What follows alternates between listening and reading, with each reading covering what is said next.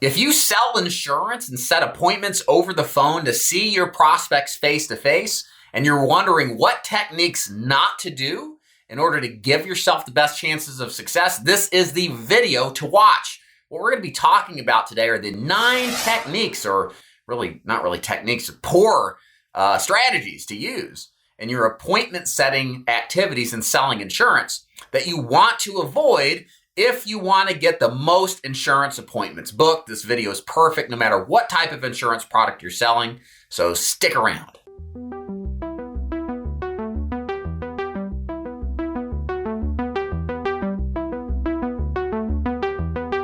Greetings and salutations, it's David Duford at Duford Insurance Group, where I train and recruit agents nationally to sell things like final expense, Medicare, and annuities, both face-to-face and over the phone. If you like this content, please subscribe to my channel and like the video. So we're going to jump right into it and talk about the 9 strategies that outcome into poor results when setting appointments to sell insurance. So number 1 on the list is single dialing your leads. You see, we live in a society now, ladies and gentlemen, to where if you just dial the number one time, your prospect's probably not going to pick up. Why is that the case? Because they're constantly inundated by telemarketing call after telemarketing call. And they have been trained to see when one person calls and doesn't leave a text message or doesn't leave a voicemail, that probably is a telemarketing call and no attention needs to be paid to it.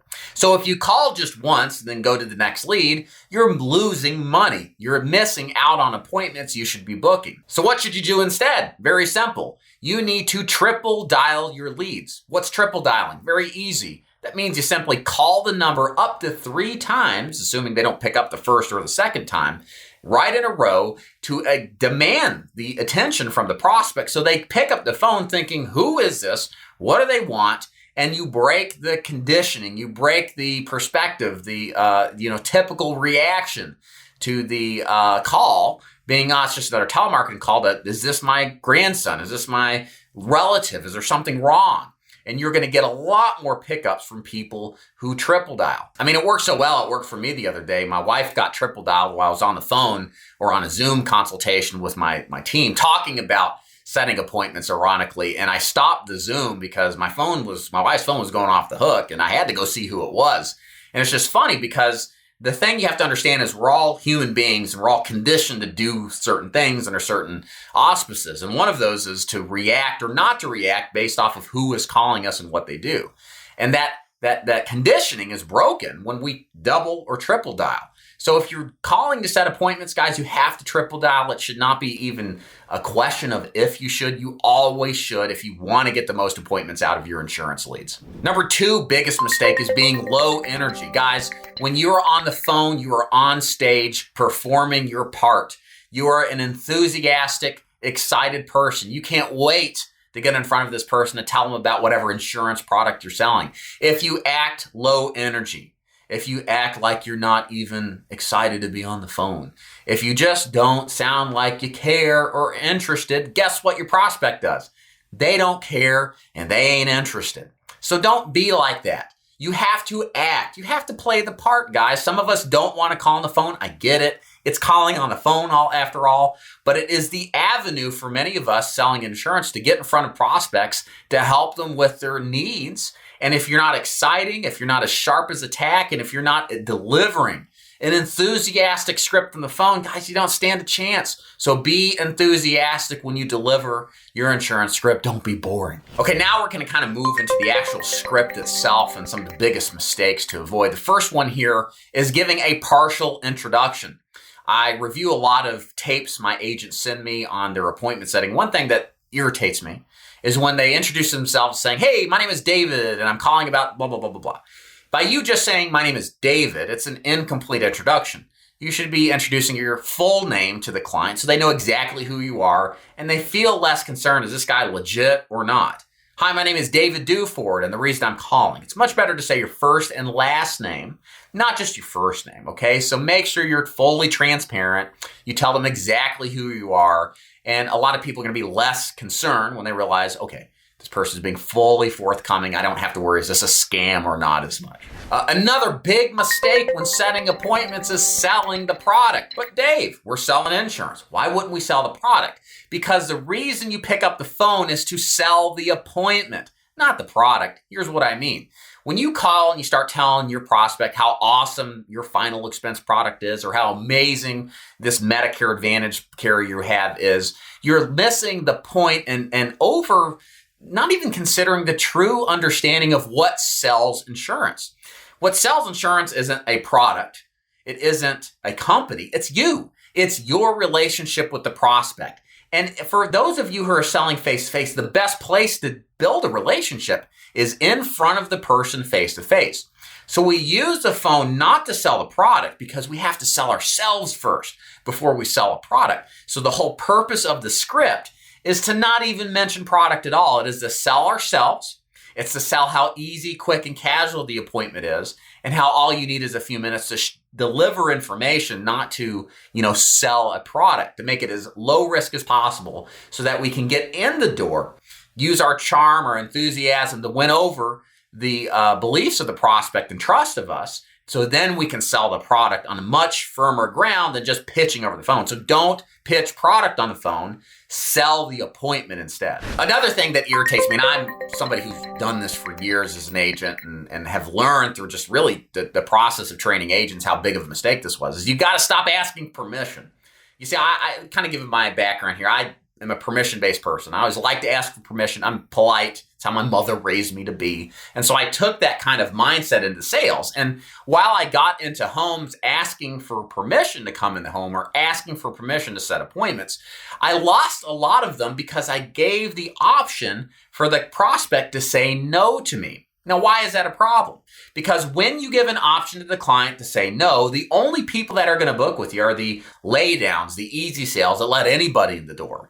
But there's that middle third of people that maybe will book if you use the right strategy in actually booking the appointment. And so asking permission loses out on a lot of that middle third that may or may not do it because they have the option to say no. So what's the better strategy to do? It's to give a yes or yes option. Don't make the choice of the prospect between should I let this guy in the home or should I not let this guy in the home. The choice you should give them is what time should I let this agent in the home, this time or that time. The presumption, in other words, the assumptive approach to booking appointments is that you're going to see me. It's going to be at 10 or it's going to be at 2. I'm giving you the politeness of having those times available to you, but I'm not going to say that I'm not give you permission to decide yes or no if I should be there. And this little maneuver, this little change in your insurance appointment setting game will revolutionize how many appointments you end up booking because you change what the prospect is going to think about. Remember, you are in control. You are in command. And when you give an instruction or a command to the prospect based off of a yes or a no, there's a chance they may say no. But if you give them a command where it's a yes or a yes, a lot of those people, not all of them, but a lot of those people are going to say yes to one time or yes to the other because that's the frame in which we pitched the question. So when you're booking appointments, always ask, would 10 o'clock or 2 work best? Should I show up at this time or that time? Don't make it about should I show up. Make it about when I should show up with the assumption I'm going to. So another thing that happens in the appointment setting script that we experience selling insurance is we're going to experience objections, right? Even with the perfect script, going through all the steps like we should, we're still going to have people give us pushback. They're not entirely in belief that we can help them. They're not entirely comfortable that we're going to be in a position where they're comfortable with having us come over and they're worried about being sold, all this kind of head garbage that goes on in our prospects. So we're going to get people who say, well, call me back another day, or I'm not interested, or I already bought, I already got life insurance, blah, blah, blah, blah, blah, blah, blah, right? So how do you deal with these objections? Well, you say something to sell the appointment. You acknowledge your feelings. And the most important part, and this is the biggest mistake I hear, is that you have to close for the appointment after you do step 1, acknowledge a prospect, and step 2, selling the appointment. So let me give you an example of what I mean, because this is a common mistake that agents make when setting appointments is they don't go all the way. They lose that energy. They lose that enthusiasm. They get stressful because it's like they're getting pushback. and they lose that confidence to close for an alternate time type of close. So let's say we give an example here, and let's say the objection is, well, I've already got life insurance. My rebuttal to that is, that's okay. All I need is 5 minutes to show you how my programs work. It's my job to deliver the information. And whatever you decide to do with it's up to you. Agents get that far and then don't say the next step, the final step, the closing step, and wonder why they lose the appointment. The closing step is just like the initial close that we just discussed in the prior section. So should I stop by at 10 o'clock or does 2 work better?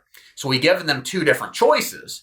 And now we have closed it and have moved the ball down the field with the momentum behind it. If you don't close like I just described, unfortunately, you're going to lose a lot of those people that are just on the precipice of saying yes, but you don't, and you lack, and seemingly lack the conviction of going all the way. They're just going to say, nah, no, I'm fine with the way it is. So always close your rebuttals. Always, when you hear an objection rebuttal, close so you can get in the home. If you don't do that, man, you're going to lose a lot of opportunities. So close, close, close on any and all rebuttal attempts you give. And I kind of mentioned this next point, but I think it's equally important. You've got to have the frame of mind that you are absolutely confident and convicted in rebuttaling whatever silly objection the prospect says. A lot of the times, of course, we get under pressure, right? We hear an objection, they're pushing back, oh my gosh, got to think on my feet, and you're kind of going through your script and everything's happening so quickly. If you don't sound like you're convicted in your belief that you should see that person, that despite what they're saying, you should absolutely see them, they'll sense it. And they'll feel like they can push you over and take command. So you have to practice not just the scripting. You have to not just practice the close and make sure you close. You have to practice your enthusiasm, your energy level, and make sure when you rebuttal with strength and conviction. Because sometimes just hearing that from somebody on the prospects on the other end, they start to question themselves. This person sounds convicted of their belief. Maybe they've got a point. And then you begin to change their mind. But if they feel like you're coy, you're kind of unraveling your pitch, you're stumbling over yourself and sound uncertain, okay, now they feel like, yeah, this guy's not anything I need to worry about. I'm not interested. So practice your enthusiasm on the rebuttals. Get somebody to role play with. Go back and forth. Be ready to rattle out these objection rebuttals instantly with conviction. You'll close more of your appointments that way. Second to last point here is when you are closing, and let's say they agree whether they object or not, you got to make sure you confirm where it is you're going in a few of the details. So I'm going to go through a little of the confirmation script to make sure that you do this, because if you don't confirm, you're going to find out maybe the person moved. Maybe you got the wrong address they listed. Maybe there's a spouse that should be there that isn't there. So we want to say some things in the confirmation to check all that out. So when they say, yeah, that sounds good, 2 o'clock sounds good, what my response is, great. So before I let you go, let me ask you a few more questions just to make sure I'm going to the right place and everything's good. So I've got you down at 123 Hereford Street in Hickson, Tennessee. Is that right? Perfect. And is this something you're looking on just yourself or for your spouse as well? I say that to make sure I'm not running a one-legger where it's just one spouse and not both of them together. I want to see both of them, even if the other person's not getting it. I want to see both of them at the same time so both of them can put their heads together and buy from me so I don't have to chase down in a second or third appointment.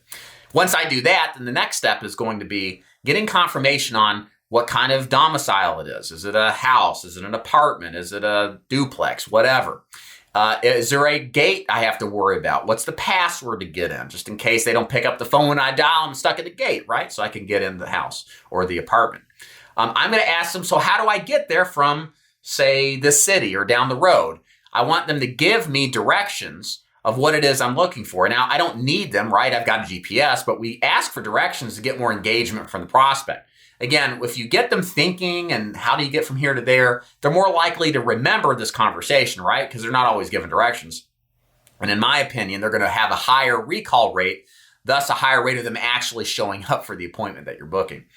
And the last bit here is that when you book for the time, the biggest mistake that's made is not giving a time range and instead giving a time exact. So one of the things I started implementing in my personal production as a final expense agent is using the cable man method. So instead of saying, I'll be there at 9 o'clock exactly, I'll say, I'm going to be there at 9, but give me up till 10 to get there in case I get stuck in traffic or my last appointment runs a little long. What this does, it gives you a range to show up, So you're not under this constant pressure of, do I have to be right on time? Do I have anything to worry about? What if I'm late? Will they be there? And it allows you so much lower stress that if you're not there exactly at 9, you get there at 9:30, they know and expect it. So always book with a cable man approach, guys. It's going to give you great results. It's going to lower your stress level. It actually allows you to book more appointments. If without the cable man method as a personal producer, I wouldn't be able to set 12 to 15 appointments a day just because some of them are real short. They get done in 10, 20 minutes. I disqualify them. Some go longer because it's a husband-wife combo that I'm closing. Some no-show me, right? So having that wiggle room there just makes a big difference. So make sure that you're also doing that as well. Well, thank you so much for watching, guys. I hope this helps you avoid the biggest mistakes no matter what kind of insurance product you're selling when setting appointments over the phone. Following these exact directions I've taught to you today will result in more appointments booked, which hopefully will convert into more sales that you can write and then make more money from. If you enjoyed this content, please subscribe and like this video. Leave a comment below if you have any questions on appointment setting. Happy to address them personally. And if you want to learn more about how my agency works in training and recruiting agents to sell final expense, Medicare, and annuities, click the links above or below. It'll take you to my website where I describe in detail how my agency works and answer some frequently asked questions. Until next time, guys, thanks so much for watching and take care.